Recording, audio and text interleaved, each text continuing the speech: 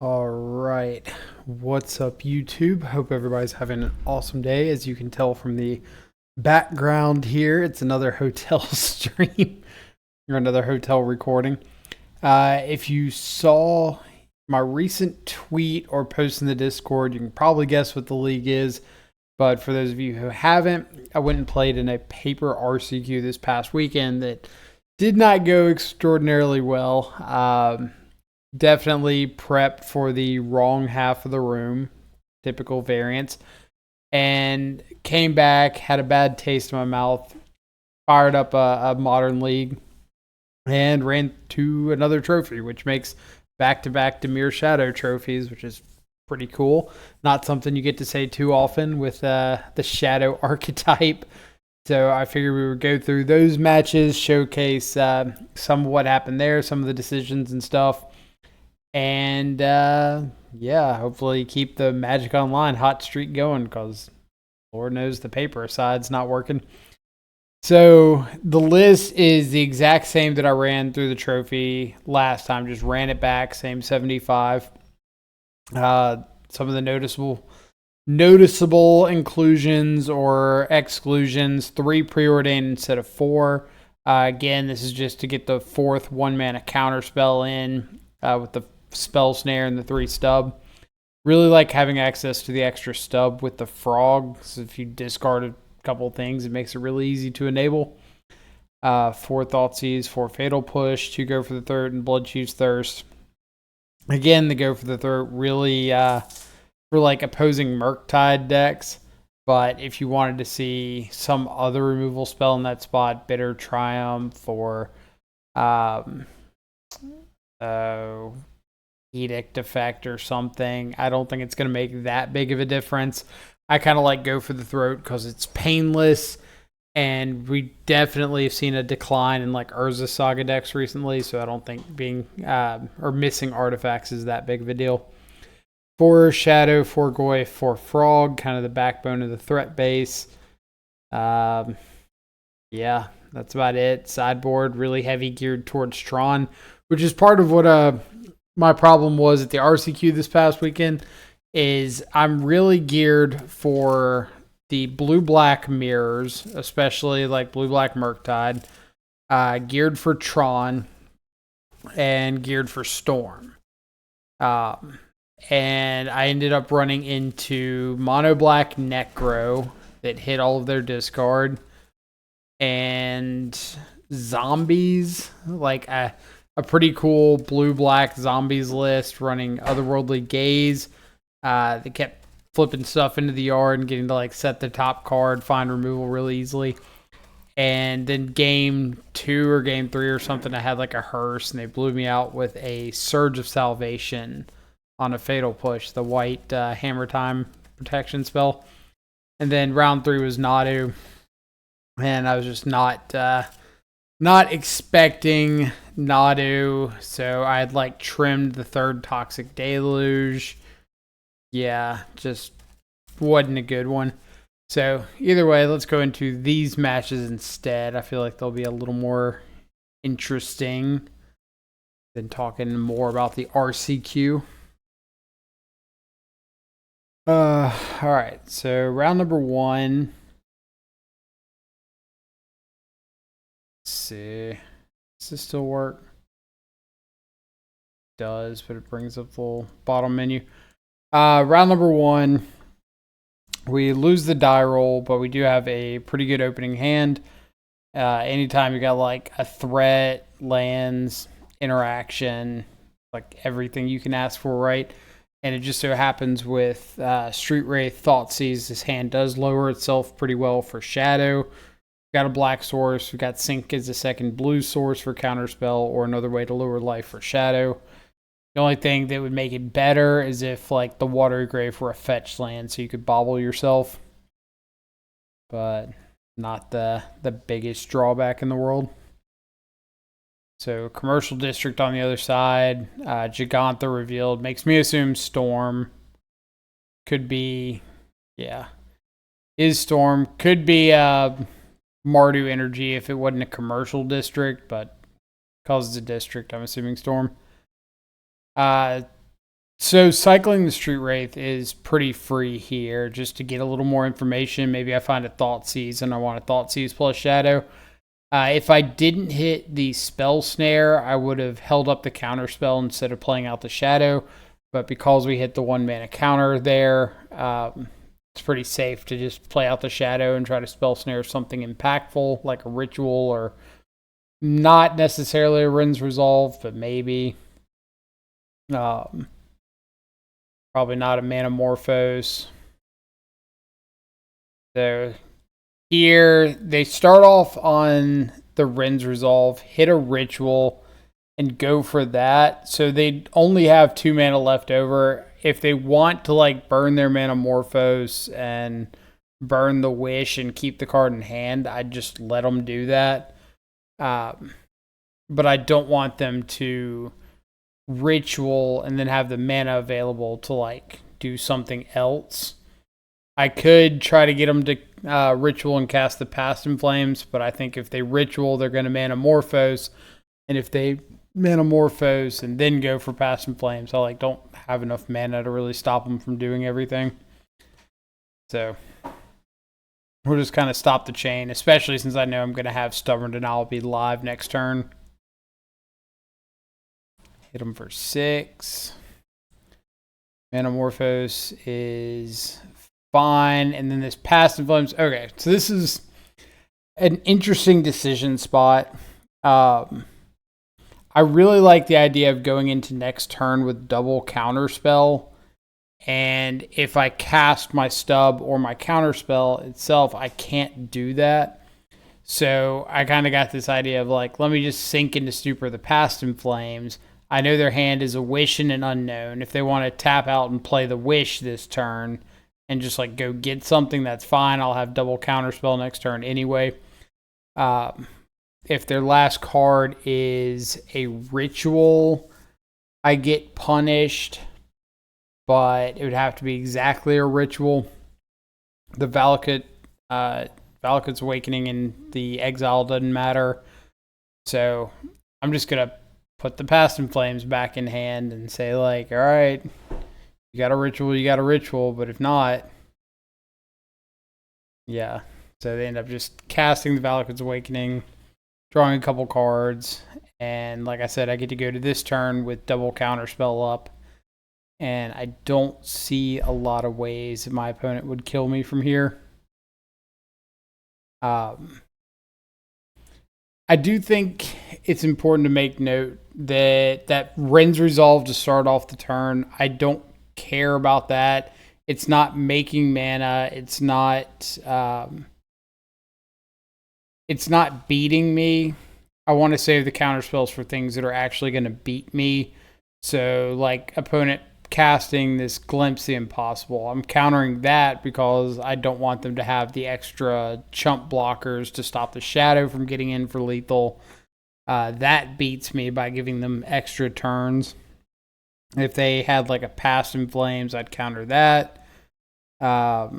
Wish I would counter because I don't want them to have like Wish into like a Grape Shot here, or Wish into an Empty the Warrens or something that gives them more time.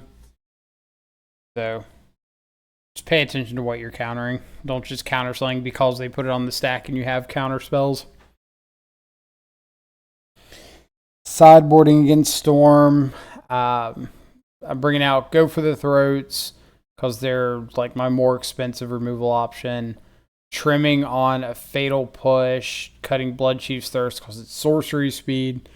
And then in this case, I trimmed on a Preordain and a Psychic Frog because I'm on the draw. Psychic Frog's not really something I want to tap out for on turn 2, and the longer I wait, the worse it gets. Bringing in Force Negation, the Consigned to Memories, and the Unlicensed Hearses.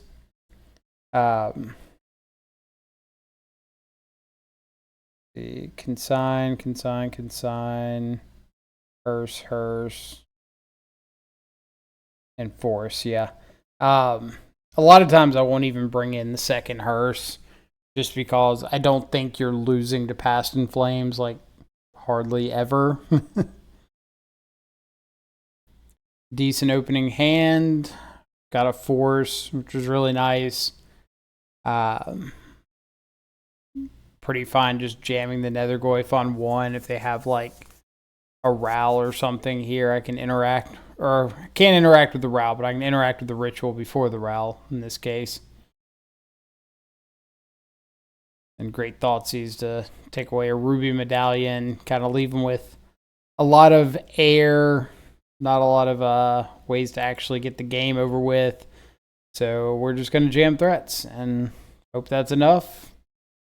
Opponent bricks on their Rin's Resolve or Reckless Impulse, whichever one it was. And we get to take match number 1. Match number 2, we are on the play. Love winning the die roll in Modern. Easiest way to win a match. Good opening hand. I found myself more and more just like jamming Nethergoyf on turn 1, regardless of what I'm up against. If it's up against a red removal spell deck and they use like a discharge or something on Nethergoyf, it means I get to just follow up with a frog. And if I'm up against like a control deck, it means if I have a follow-up counter spell, spell snare, something like that, I just get to start like tempoing out.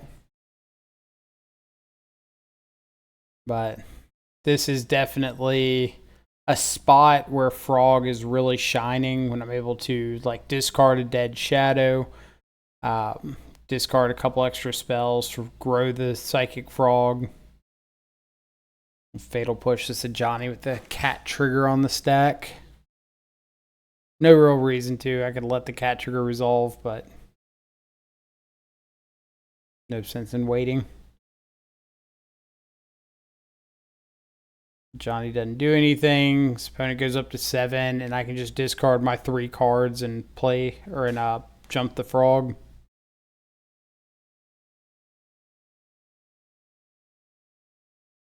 Which opponent kind of accepted there. Go to my turn, discard my 2 cards, give the frog flying, hit him for 7 exactly. Sideboarding against Mardu Energy, bringing out all of the Street Wraiths. Usually, like all 4 Wraiths and some number of Thoughtseizes is where I start. Stern Scolding's coming in. Toxic Deluge is coming in. Unlicensed Hearse is coming in because of Flage. And that's about it. No lands, easy mull. Pretty good 6 though. We got a threat. We've got some cheap interaction. Opponent leading on an Aether Hub for their Ocelot Pride, at least to me, means they probably either have another Aether Hub as a land or like no second land. You wouldn't really want to be wasting your energy on a land that can't produce color or colored mana after that. So they did have a third land, which I have to assume they top decked that.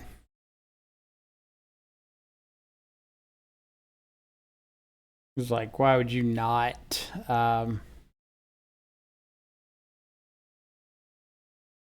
Why would you not play out the Godless Shrine early with the Ocelot Pride and the Ajani and like save your energy?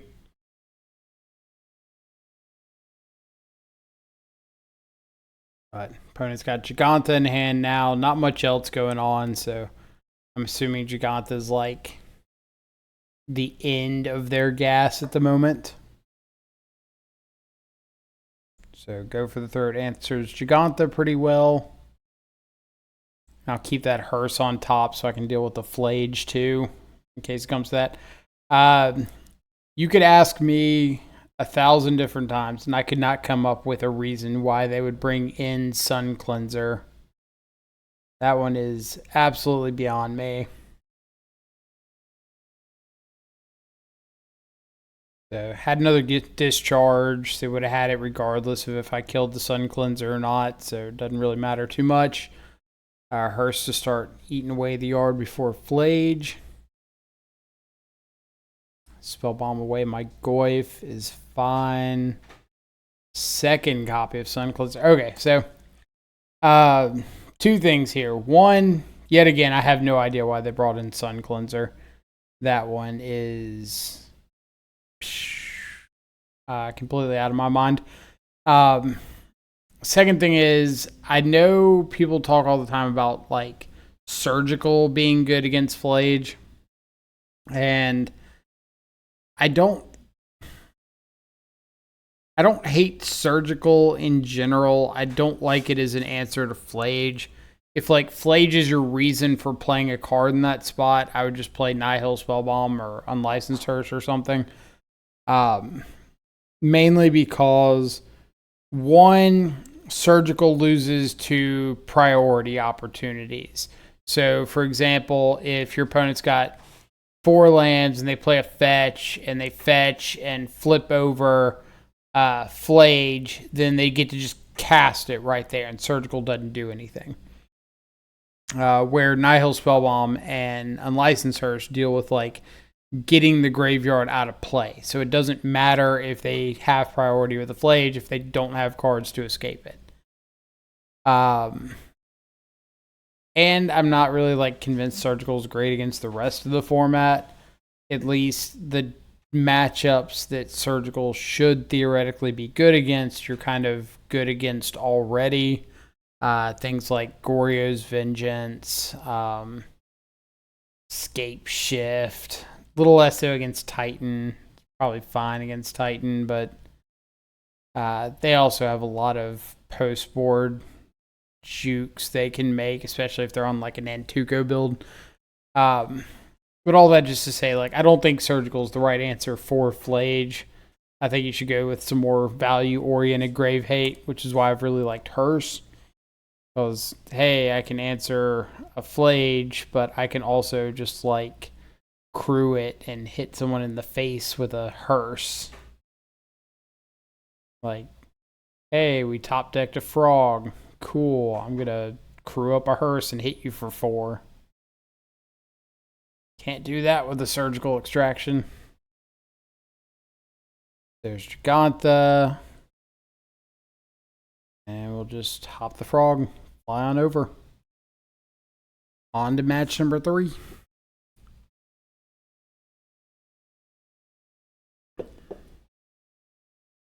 Frog looking pretty decent there.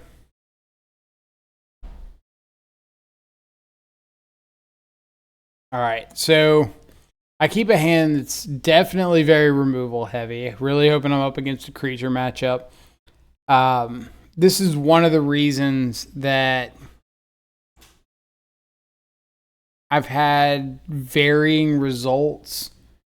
Is I really want like game 1 to be tuned for non-creature matchups, but unfortunately Magic Online is so much energy and creature matchups like that you really need the extra spot removal spells.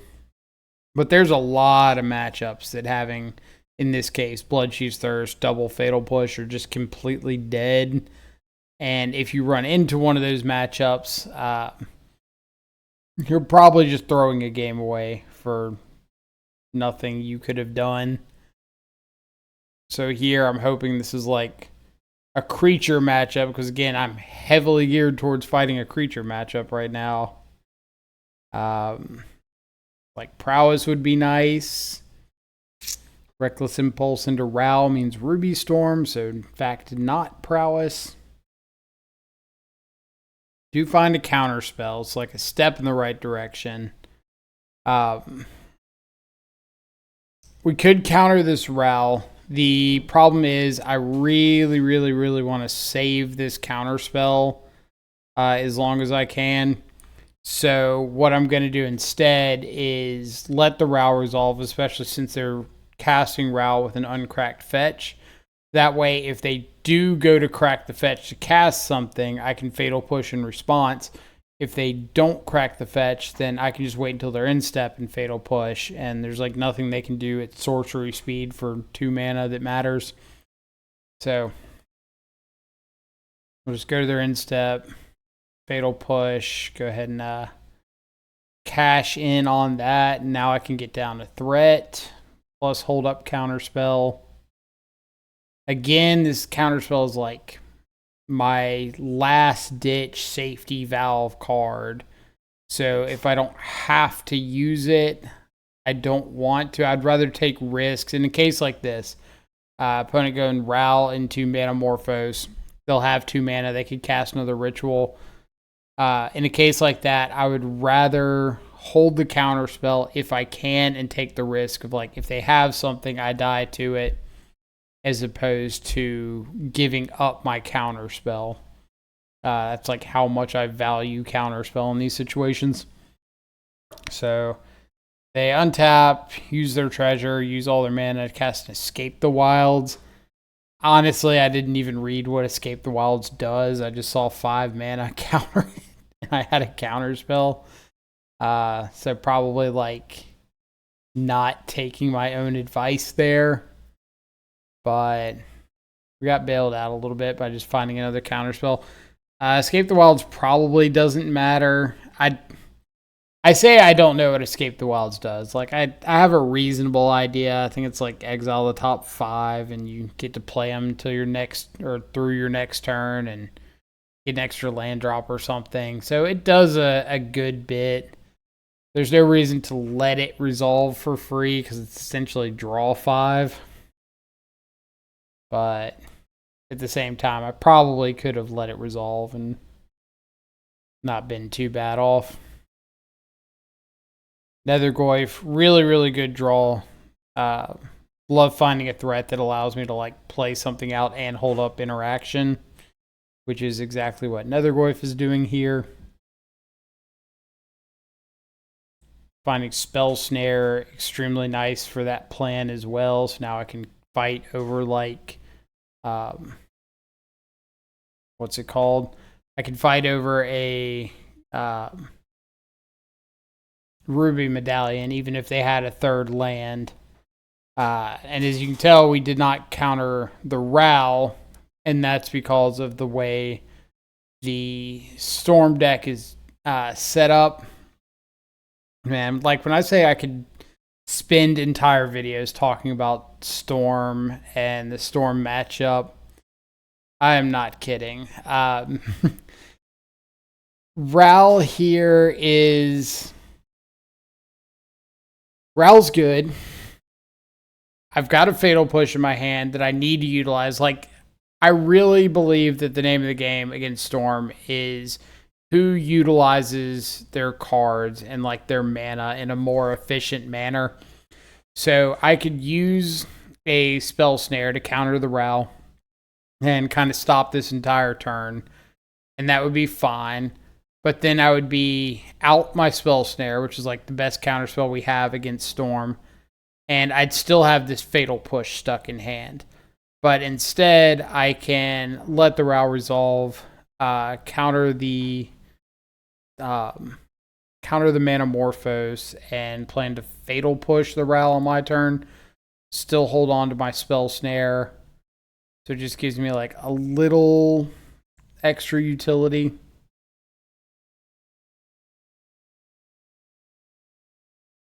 Then top decking Force Negation means I'm just, like, using all my mana and holding up Force. I'll find something to get to Force on their turn to stop everything. In this case, a Desperate Ritual. So yeah, we are cruising at this point. Thoughtseize away a Wish. Leave them with a Rin's Resolve and a Desperate Ritual. Cast Rin's Resolve, doesn't really do anything. Kind of like daring them to fetch Shock Veil Summer here, because then they're just dead to the Nethergoyf. So I know I get a free counter. Then you've got a Desperate Ritual, a Veil of Summer, and an Unknown. What can you do with it? Sure.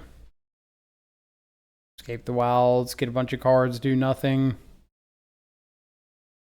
On to match number 4.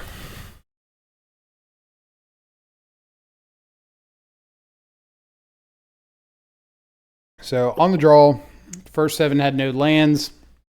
6 looks good though. We've got a Nethergoyf, we've got some interaction, some draw spells.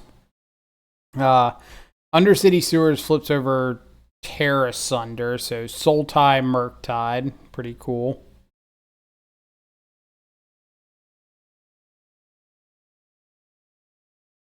Top deck to counterspell. We did Thoughtseize away Murktide. When we Thoughtseize, they had Murktide, Bowmaster, and like 5 lands. So easy take the Murktide. Bowmaster, not the most threatening thing in the world. But I mean, if anytime you just let a card like sit around for a while, it's going to be good. In this case, an army token. And I do really like that Sultai gave them the ability to play another surveil land in the underground mortuary.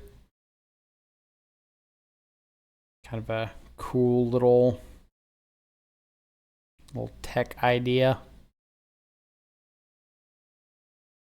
But yeah, they are a heavy Murktide variant, as we can see here, with like, I'm guessing 4 preordained, 4 consider, and then scoop to the Bowmaster because they're going to be hitting me for 3 there, down to 1. I can play the frog, but I'm still dead to creatures swinging around it. So just go to game 2, sideboarding against Murktide. In this case, I brought out the Street Wraiths, and that was it. It's not a card that I really want in the face of Bowmaster and Big Flying Murktides. And I brought in the 2 Unlicensed Hearses and the 2 Stern Scoldings. I didn't see Frog, but with Bowmaster, Murktide, I'm assuming they're on Frog. And Stern Scolding's a pretty good answer into that. So, really good hand on the play for game 2. Nethergoyf is like the best threat against them because even if they kill it, you can just get it back over and over again. So we Thoughtseized away a Drown in the Lock. They have a they have a Spell Snare and a Bowmaster. I don't care about the Spell Snare because obviously at the moment I've got no 2-drops in hand at all. And Bowmaster I don't particularly care about because a couple 1/1s, like, who cares about a couple 1/1s?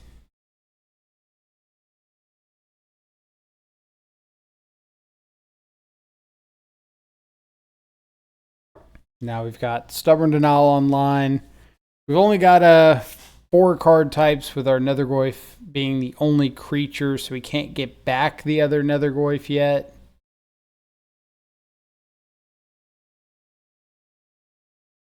But we really want to save this Sink into Stupor to try to fight over Murktide. I will say this is something that I see a lot of, and I always want to question it, but never get like a good answer. My opponent, what did they do? They went for Drown on the Nethergoyf, and I responded with Fatal Push on the Bowmaster, and they responded with Consider. Tapping them out on their turn. I don't feel like there's any reason to go for the Consider, like right there, tapping out. Especially when you have Spell Snare in hand. So maybe someone's got a better explanation there, but I'm always a big proponent of always having a reason to do something. Even if the reason's like wrong, just have some sort of frame of mind, some sort of idea of, hey, I'm doing X because Y. And a lot of times I see that play out when in 2 scenarios more than any other, honestly. The first one is the number of times that I've cast a Thoughtseize and my opponent has responded with fetching a Surveil land. And that absolutely blows my mind. Like, that Surveil land is going to be best utilized after I Thoughtseize you for helping you filter into something that's going to get you back like to where you were before the Thoughtseize. But if you Thoughtseize or if you Surveil and then flip over something, then I know you don't have that.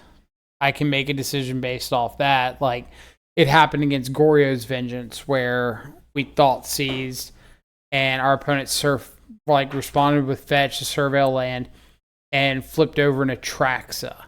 And in their hand was like a Goryo's Vengeance and something else, like a Solitude or something. And I'm like, oh, well, now I just know to take the Goryo's Vengeance. Where if they hadn't have fetched and surveilled first, I wouldn't have taken that. I would have taken the Solitude. But they just like freely informed my Thoughtseize decision for me. And the other example is Bauble. I don't know why so many people, especially like prowess players, will play a Swift Spear, play a Bauble, attack for 2, and then like go ahead and crack the Bauble and target your opponent. It makes a little more sense when you have things like mutagenic growth in your deck, and your opponent might be on a red deck, and you could potentially draw into removal spell. But they could potentially have a red removal spell, and you could draw into a mutagenic growth. But it happens when they know you're on a Fatal Push deck too, or Thoughtseize or whatever, and they'll just bobble you and draw that card on your opponent's turn. Your opponent just there with the Thoughtseize and gets another free card to look at. But whatever, beside the point. Back to this. I don't know why the consider and response, but here we are nonetheless. Attack in with a Nethergoyf, play out a Shadow, go ahead and fetch and shock. And if our opponent does have a Murktide here, we can bolt in the Sink into Stupor attack, force the trade with the Shadow and the Murktide, and still get to have the Nethergoyf round, plus get back our other Nethergoyf. So pretty clear coast to win that game. But on to game number 3. On the draw, kind of a slow-ish hand, but we do have a Thoughtseize. Again, Nethergoyf turn 1. If my opponent had played an untapped land on turn 1, I would not have played the Nethergoyf because I don't want them getting the tempo swing of Fatal Push, untap, have like a Psychic Frog. But because they played a tap land on turn 1, I can play out the Nethergoyf because if they play a Psychic Frog, I have Fatal Push on my turn. If they go to kill my Nethergoyf, it means they can't play a Psychic Frog, and I can kind of regain tempo on my turn. So, all about that tapped Undercity Sewers. Now, opponent does have 2 Terra Sunders. If they go for one of my Nethergoyfs, I could Fatal Push it just to keep it alive. This is where Moto gets a little laggy in the recording. Fast forward a little bit. So you can probably tell they're playing out a Murktide, and we're just going to like go for the Throat It.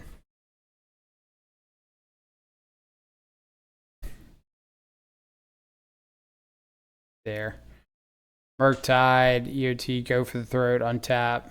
Fatal Push the Bowmaster because I drew the Spell Snare, so now I have an answer to the Frog. If they find one, and it grows my, or the push didn't grow my Nethergoyfs, but they were bigger because of the Terra Sunder.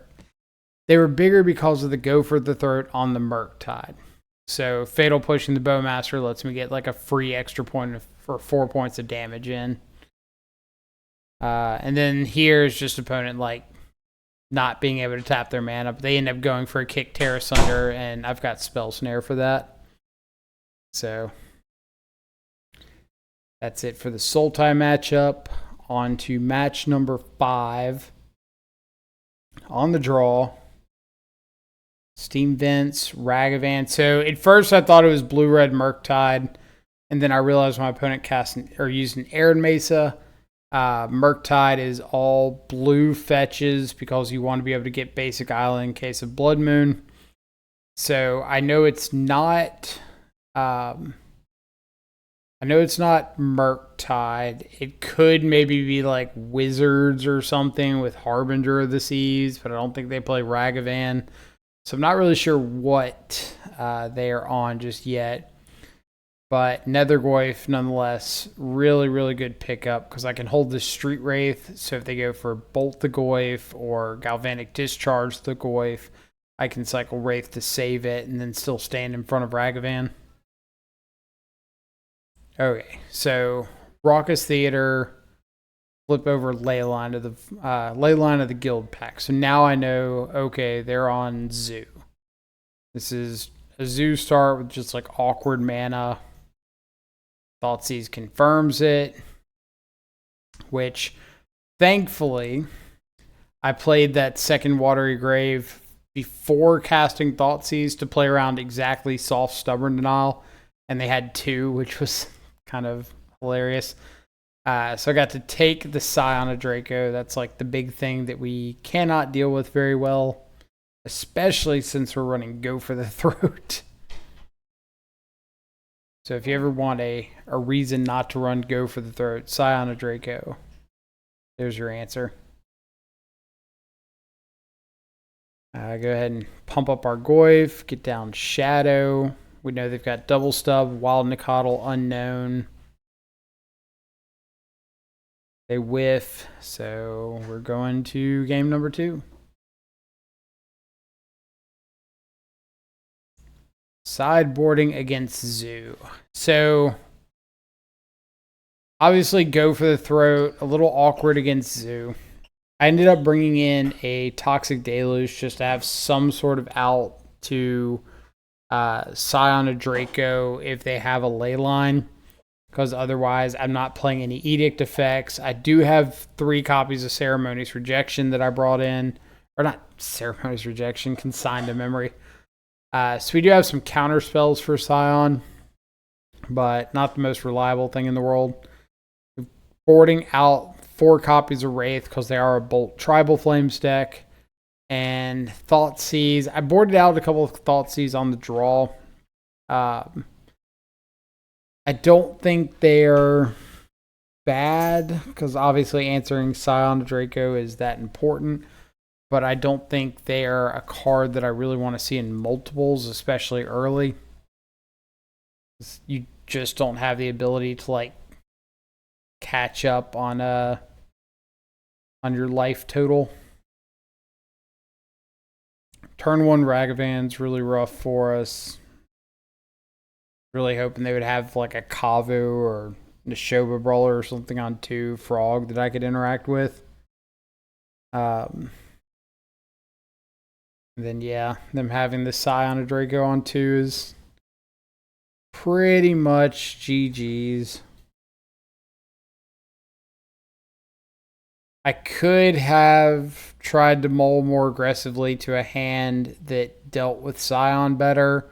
So a hand with Thoughtseize or a hand with Consigned to Memory. But I was kind of thinking like, okay, I've got Go for the Throat for Kavus. I got Counterspell if they don't have the Draco on 2. But then clearly they ended up having not only the Draco on 2, but a Draco on 3. And we just kind of have to accept the L on this one.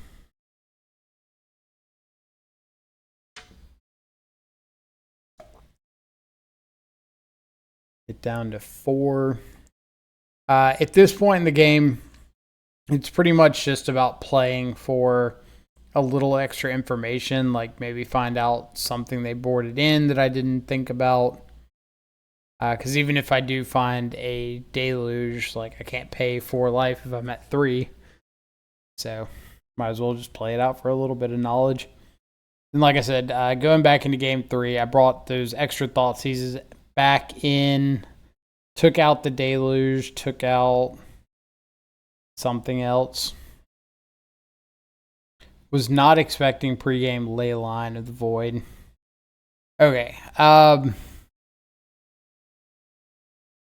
Let's mention this one. This was a mistake on my part. So I saw the island on top with the bauble and decided to keep it there just to get a second land drop.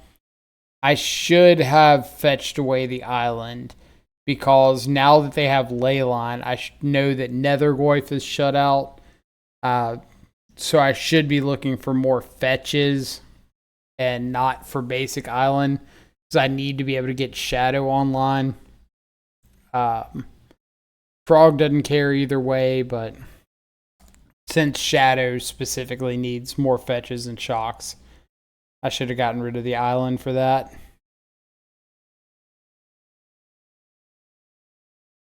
Right on cue is Nethergoyf number 1. Gotta love that Magic Online has a sense of humor. Like, oh, here's the pregame Leyline of the Void. All the Nethergoyfs. Psychic Frog, though, is a really good pickup. So now we can ditch. If they go for Tribal Flames on the Frog, we'll gladly just ditch 4 since 2 of our 5 cards in hand are dead anyway.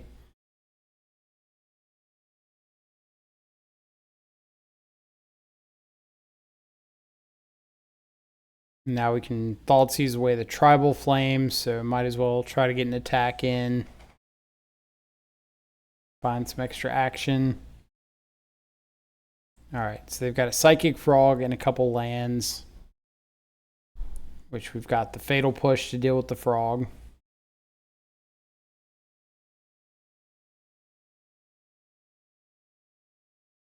Their mana is not looking too beneficial to them here. Push the Frog. Okay, why the attack with just the Frog? The reason here is if I attack with both, I'm not presenting lethal, so they don't have to block. And if they draw Tribal Flames, attack back Tribal Flames, then I am just dead. So I didn't want to give them that out. This does open me up to like block plus bolt on the Psychic Frog. But if they do that, I still have Consign to Memory for a Scion, which is best possible threat they can have here. So I've kind of got like worst case scenario covered a little bit. Turns out they did in fact have the bolt. See a stub on top of them. So I know their last card in hand is a Breeding Pool and the stub they're drawing. So I get a free attack in with the Shadow.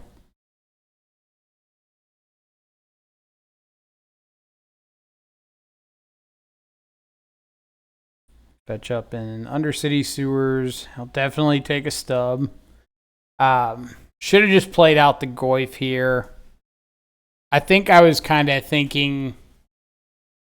Okay, so the reason I didn't play out the Goyf here was I was thinking if my opponent top decks a Ragavan and they dash it, then they hit a dead stub, and I just kill them on the crackback. So like Nethergoyf doesn't really matter if I play it out. And that might be true regardless. It might not matter if I play it, but I should still just play it because it's free-ish. Like I know they're on chump block mode. Yeah, 100% should have just played out the Nethergoyf last turn. Another Kavu. Still know about Breeding Pool, Stubborn Denial. So when we find a Fatal Push, we can just fight the counter war and have a lethal attack. And that is how you trophy with Dimir Shadow. So let's talk about it a little bit. What did I like? What did I not like? What served me well in this league? I will definitely say that Frog looked better in this league than it has previously for me, especially the RCQ that I played. Frog looked horrendous for me all day in the RCQ. But then again, I did play against Nadu and Zombies stuff where Frog had to like exile my entire yard to possibly get an attack in. And even then, if I'm not discarding my entire hand right away, it's just too slow at creating a relevant clock. So I probably will, as soon as this hot streak ends, because I'm always a fan of like riding the hot hand. And in this case, we've been doing really well in the leagues with Frog, regardless of Frog's contribution. I'll keep jamming some Frog games until we go on a bit of a rough patch. Then I'll try out Tamiyo again. I do think Frog's a lot better into like the energy matchups. I don't think it's as good into the black-based removal matchups or the solitude matchups. Like if you can set up a Tameo flip, you can dodge a lot of removal out of those decks, which is really, really nice. But yeah, I'll keep like mixing up the threat base for a while because I really don't have a solid answer as to whether I think Frog or Tameo is better. I think Tameo more naturally fits into the deck, but I understand people's reserve of like, oh, Tameo doesn't attack, Tameo doesn't deal damage. But you don't need to attack to be a good threat, right? Look at like 6. 6 is cool. 6 doesn't really attack that well. But either way, Dimir's Shadow. Hope you enjoyed the video. As always, leave some comments down below of what you want to see next, or at least as soon as we get done with this little hot streak we're on. I am like 12-0 or something in my last 12 Magic Online matches, so we'll see how far we can stretch that little win streak. But otherwise, hope everybody has a fantastic rest of your day. Stay safe, enjoy some good food and company, and I will catch y'all back live later. Adios for now.